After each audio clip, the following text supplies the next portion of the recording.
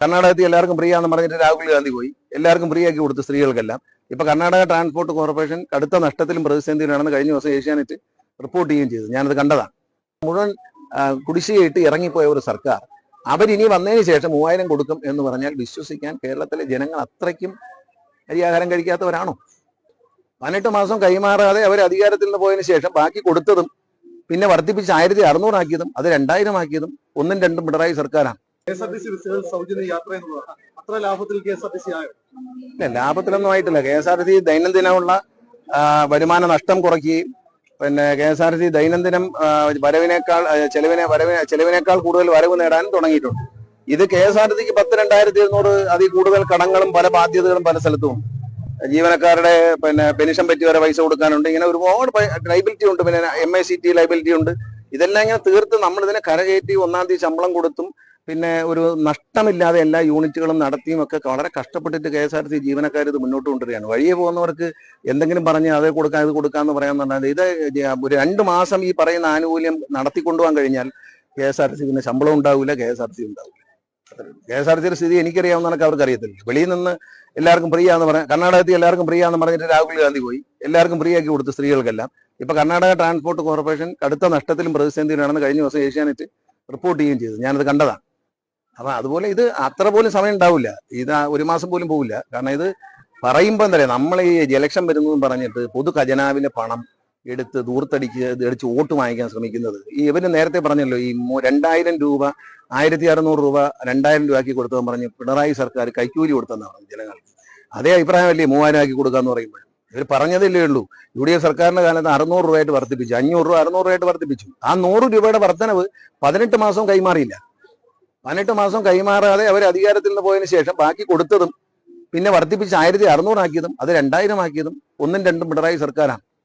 അപ്പൊ അത് പറഞ്ഞപ്പോ കൈക്കൂലിയാണെന്ന് പറയുക, ഇത് പറയുമ്പോൾ നല്ലതാണെന്ന് പറയുക.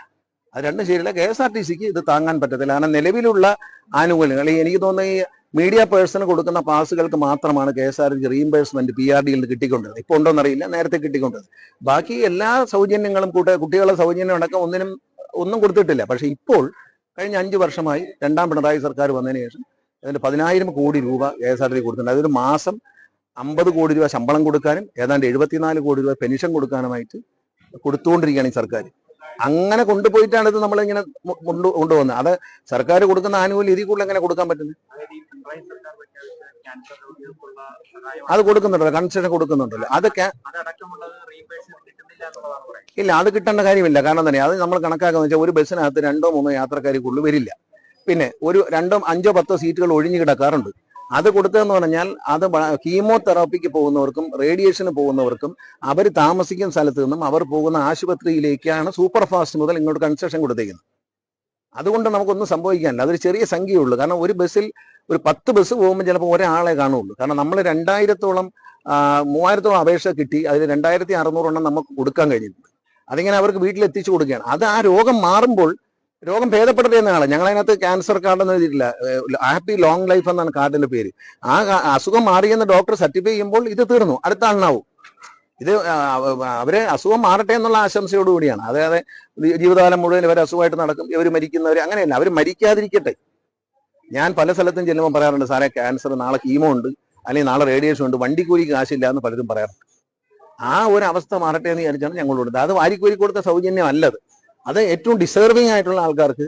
ഞാൻ ഇവിടെ നല്ല കാറുള്ള ഒരു സ്ത്രീ ഇവരെ പറയുന്ന ഈ ആനുകൂല്യം പ്രഖ്യാപിച്ചാൽ എന്താണ് അടയാളം? നല്ല കാർ, സ്വന്തമായി കാറുള്ള ഒരു സ്ത്രീ നാളെ ബസ്സിൽ കയറി എറണാകുളത്തേക്ക് പോകുന്നു, ഫ്രീ ആണോ?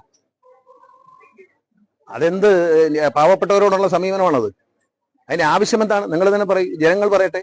നല്ല കാറുണ്ട്, എൻ്റെ വീട്ടിൽ ബെൻസ് കാർ കിടപ്പുണ്ട്, എൻ്റെ വീട്ടിലെ സ്ത്രീകളെല്ലാം ഇതിൽ കയറി ഫ്രീ ആയിട്ട് പോകും എന്ന് പറഞ്ഞാൽ എന്താ? പല റേറ്റില്ലേ? ഇപ്പൊ ബാംഗ്ലൂരേക്ക് പോകണം, 2000 രൂപയോളം ടിക്കറ്റ് ഫെയർ വരും വണ്ടിക്ക്, AC വണ്ടിക്കൊക്കെ. അത് ഫ്രീ ആക്കി കൊടുത്താൽ ആര് കൊടുക്കുന്നവരാണ്? കർണാടകത്തിൽ നശിപ്പിച്ചു. അത് ഇവിടെ ഇനി ഇത് രക്ഷപ്പെട്ട് വന്നുകൊണ്ടിരിക്കുകയാണ്. ഒരു 4-5 മാസമായിട്ട് ഇത് ഒരുവിധം പച്ച പിടിച്ചു വരുന്നു. നമുക്ക് എല്ലാവർക്കും, മാധ്യമങ്ങൾക്കും ജനങ്ങൾക്കും KSRTC ജീവനക്കാർക്കും സംതൃപ്തിയും സന്തോഷവും നൽകുന്ന ഒരു വാർത്തയാണ് KSRTC ഉയർച്ച. അത് കഠിനാധ്വാനമാണ്. ആ ജീവനക്കാരുടെയും ഉദ്യോഗസ്ഥരുടെയും ഒക്കെ വളരെ, നമ്മൾ കൊടുക്കുന്ന എന്ത് നിർദ്ദേശവും അവർ ശക്തമായി നടപ്പിലാക്കുന്ന അവരെ കഠിനാധ്വാനമാണ്, അവരെ നല്ല പെരുമാറ്റമാണ്. കഷ്ടപ്പെട്ട് അവരത് രക്ഷപ്പെടുത്തിക്കൊണ്ടുവരുമ്പം ഈ നമ്മളെ നാട്ടിലെ ഒരു പഴഞ്ചൊല്ലുണ്ട്, ഞാൻ പണ്ടും പറയാറുണ്ട്, ഈ വഴി കിടക്കുന്ന തേങ്ങ എടുത്തിട്ട് ഗണപതിക്ക് അടിച്ചേച്ച് എന്നെ രക്ഷിച്ചോണ്ടേന്ന് പറയരുത്. ഇത് നാട്ടുകാരെ കരം കൊടുക്കുന്ന കാശാണ്. അതെടുത്ത് അടിക്കരുത്. കാരണം നമ്മൾ കാശ് കൊടുത്ത് ഒരു തേങ്ങ വാങ്ങിച്ച് മഹാഗണപതിക്ക് അടിച്ചാൽ മോക്ഷം കിട്ടും. അല്ലാതെ ദൈവത്തിനുള്ള വഴിപാട് പോലും കണ്ടവന്റെ പോക്കറ്റ് അടിച്ച് വെച്ച് ഇടാം എന്ന് തീരുമാനിക്കുന്നത് ഒരു മര്യാദയില്ലാത്ത കാര്യമാണ്. ആനുകൂല്യങ്ങൾ പ്രഖ്യാപിക്കുമ്പോൾ നടപ്പാക്കാൻ പറ്റുന്നതും അന്തസ്സുള്ളതുമായ ആനുകൂല്യങ്ങൾ പ്രഖ്യാപിക്കണം. ഞാൻ ചോദിച്ചല്ലോ, ഒരു പാവപ്പെട്ട സ്ത്രീക്ക് ഒരു പക്ഷേ ഒരു സൗജന്യ ആവശ്യം ഉണ്ടായിരിക്കും. പക്ഷെ നല്ല സമ്പന്നയായ ഒരു സ്ത്രീക്ക്, സർക്കാർ ഉദ്യോഗമുള്ള ഒരു സ്ത്രീക്ക് സൗജന്യ യാത്രയുടെ ആവശ്യമുണ്ടോ? സർക്കാരിൽ ജോലിയുള്ള ഒരു നല്ല വരുമാനമുള്ള ഒരാൾ 40,000 രൂപയ്ക്ക് മേൽ മാസ ശമ്പളം വാങ്ങുന്ന ഒരാളിന് നിങ്ങൾ സൗജന്യ യാത്ര ബസ്സിൽ നൽകേണ്ടതുണ്ടോ? അല്ലെങ്കിൽ വ്യക്തമായിട്ട് പറഞ്ഞാൽ BPL കാർഡുള്ളവർക്കെന്ന് പറഞ്ഞാൽ അതൊന്നും പറഞ്ഞിട്ടില്ല, എല്ലാ സ്ത്രീകൾക്കും ഫ്രീ ആണെന്നാണ് പറയുന്നത്. ഇത് ആരെ പറ്റിക്കാനോ? അല്ല, അത് ഞാൻ പറഞ്ഞല്ലോ, 1,600 രൂപയിൽ നിന്ന് 2,000 ആക്കിയപ്പം ഇതേ പ്രതിപക്ഷ നേതാവ് പറഞ്ഞ എന്താണ്, ഇത് കൈക്കൂലിയാണ് ജനങ്ങൾക്ക്, വോട്ട് കിട്ടാനുള്ള കൈക്കൂലിയല്ല. LDF പ്രകടന പത്രികയിൽ പറഞ്ഞ കാര്യമായിരുന്നു അത്. ഇപ്പൊ എന്താ സംഭവിക്കുന്നത്? 3,000 കൊടുക്കാം. അപ്പൊ അത് അതിലും വലിയ കൈക്കൂലിയാണല്ലോ. അങ്ങനെയാണെങ്കിൽ പറയുമ്പോൾ ഇത് നാളെ നമ്മളെ നേരെയും വരുമെന്ന് മനസ്സിലാക്കാൻ നന്നായിരിക്കുന്നല്ല. ഇതൊക്കെ കൊടുക്കാനല്ല. ഞാൻ പറഞ്ഞല്ലോ, 600 രൂപ 500 രൂപയിൽ നിന്ന് 600 രൂപയാക്കി കൊടുത്ത സർക്കാർ 18 മാസവും 5 പൈസ പോലും വർദ്ധിപ്പിച്ചു കൊടുക്കാതെ, ഈ 500 കൊടുത്തില്ല 600 കൊടുക്കാതെ അത് മുഴുവൻ കുടിശ്ശികയിട്ട് ഇറങ്ങിപ്പോയ ഒരു സർക്കാർ അവരിനി വന്നതിന് ശേഷം 3,000 കൊടുക്കും എന്ന് പറഞ്ഞാൽ വിശ്വസിക്കാൻ കേരളത്തിലെ ജനങ്ങൾ അത്രയ്ക്കും അരിയാഹാരം കഴിക്കാത്തവരാണോ? അതുകൊണ്ട് അത് വലിയ പ്രസക്തി ഒന്നുള്ള കാര്യമല്ല.